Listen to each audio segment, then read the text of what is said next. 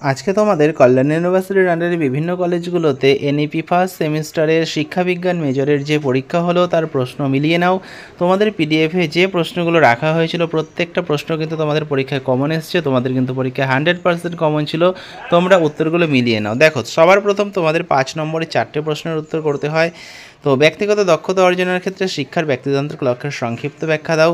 পরবর্তী প্রশ্ন রয়েছে ভাববাদী দর্শন ও তার শিক্ষাগত উপযোগিতা প্রসঙ্গে আলোচনা করে। এই প্রশ্নটা তোমাদের কিন্তু পিডিএফের মধ্যে রয়েছে, দেখিয়ে দিচ্ছি। তোমাদের এই প্রশ্নের উত্তরটা করতে হবে ভাববাদী শিক্ষা দর্শন অনুযায়ী বা আদর্শবাদী শিক্ষা দর্শন অনুযায়ী শিক্ষার লক্ষ্য, পাঠ্যক্রম, মূলনীতি বা বৈশিষ্ট্য। পরবর্তী প্রশ্ন তোমাদের রয়েছে বিদ্যালয়ের লক্ষ্য এবং কার্যাবলীগুলি বিবৃত করো। তো দেখে নাও, তোমাদের এই প্রশ্নটা এসেছিল বিদ্যালয়ের লক্ষ্য এবং কার্যাবলীগুলি আলোচনা করো। এই প্রশ্নটা তোমাদের কিন্তু পরীক্ষায় এসেছিল।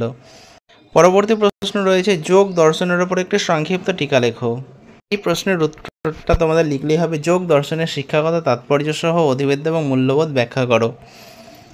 পরবর্তী প্রশ্ন রয়েছে তোমাদের শিক্ষায় মূল্যবিদ্যার ভূমিকা বিবৃত করো। দেখো, এই প্রশ্নটা তোমাদের দিয়েছিল শিক্ষায় মূল্যবিদ্যার ভূমিকা আলোচনা করো। এই প্রশ্নের উত্তরটা তোমাদের করতে হয়েছে। পরবর্তী প্রশ্ন রয়েছে স্বামী বিবেকানন্দের শিক্ষা চিন্তার বিভিন্ন দিকগুলি আলোচনা করো। এই প্রশ্নটা তোমাদের পরীক্ষায় এসছে স্বামী বিবেকানন্দের শিক্ষা সংক্রান্ত ধারণা আলোচনা করো। অর্থাৎ তোমাদের 5 নম্বরে 6টা প্রশ্ন দেয়, তার মধ্যে 4টের উত্তর করতে হয়। তোমাদের 5টা প্রশ্নের উত্তরই কিন্তু তোমাদের পিডিএফের মধ্যে রয়েছে।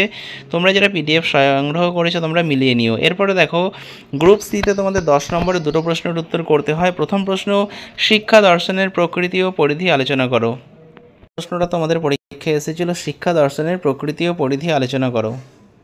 পরবর্তী প্রশ্ন, প্রকৃতিবাদী দর্শন মতে শিক্ষার লক্ষ্য, পাঠ্যক্রম, পদ্ধতি, শৃঙ্খলা এবং শিক্ষকের ভূমিকা আলোচনা করো। এই প্রশ্নটা তোমাদের লিখতে হবে প্রকৃতিবাদ বা বস্তুবাদ অনুযায়ী শিক্ষার লক্ষ্য, পাঠ্যক্রম, শিক্ষক, মূলনীতি আলোচনা করো।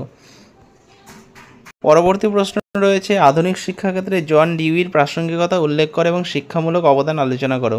প্রশ্নের উত্তরটা তোমাদের লিখতে হবে শিক্ষাক্ষেত্রে জন ডিউইর অবদান আলোচনা করো।